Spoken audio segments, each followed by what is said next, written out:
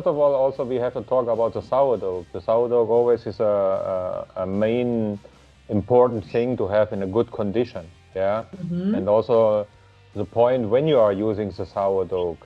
Yeah, it means still is has a gluten structure or it's an over-ripped sourdough, things like this. So it's better for it to be younger than older. I don't think I have my own way. I have always a gluten structure. Normally I feed my sourdough 2-3 times, and after the third time I put it in the refrigerator, but directly, and then I go for a slow fermentation in the refrigerator, and the next day I use it. Then I can see on the top, I see the air bubbles, and then there's making some streaks, and it goes down in one point. But still, he has gluten structure. He still has. Yeah. But you use the sourdough. You feed your sourdough with what kind of flour? Yeah, with at least with a 330, or with the most of the time the same flour what I use also in the bread, between 300 330. Okay. Okay. Not a real not a flour, but it's very, very strong. Yeah. Okay, so that's one of the points for you to get more structure in the dough, so you can eventually get a chance to get an open crumb, right? Is there anything else? I know hydration, fermentation, but is there any tips like that people, this, that? It's that is a very difficult question to answer, because that's why I asked. Okay, it has to do, for example, when you have a small dough, you have to go in the bulk fermentation in room. You have to go farther than when you have a big dough and you go with a big dough in the refrigerator. Yeah, it's more easy to do an open crumb with a big dough who goes slowly down with the temperature in the refrigerator than with a small dough who goes quick down in the refrigerator. And okay, this is a good one. Mostly time I try to, when I do a small dough, I do between 24-degree room temperature. I do like 4 until 5 hours bulk fermentation, and then usually I shape and I let it stay in the refrigerator in 8 until 10 degree. I don't go to 4 and 6 degree.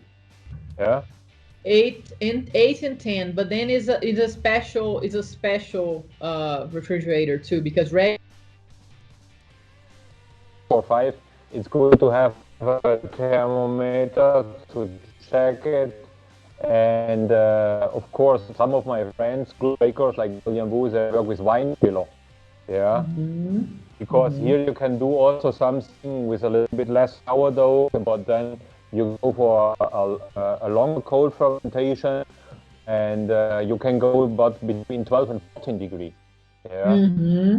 How long can you, what's the limit for that? I mean, depending on how much sourdough you put on the dough, that's obvious. Yeah, but of course. We are talking now about the bread, what we do today, and we want to bake the next day. Usually between 12 and 14, 15, 16 hours cold fermentation we are talking about. So you prefer like 8 to 10 degrees, but if you do, if a regular refrigerator doesn't pass 7 degrees, obviously you gotta leave it longer. You could leave it a little bit longer. Yeah, you let it longer, or I let it, or I put the whole dough inside and then I shape it the next day. That is another possibility. I let it in bowl. Yeah, and then next day you let it ferment longer. Yeah, I let it take it out of the refrigerator. I wait an hour or 90 minutes. Like the temperature's a little bit, he takes the temperature of the room, and then I start shaping, and then the final shape has here also, the final proof here also is between 2 and 2.5 hours, 2.5, 3 hours. Yeah, perfect. Different when you work from the refrigerator, you can bake directly with 10 degrees, directly in the oven. Yeah, perfect. Great. Okay. Eu perguntei para o Cláudio aqui, né, como conseguir uma massa com melhor estrutura para a gente conseguir um miolo mais aberto.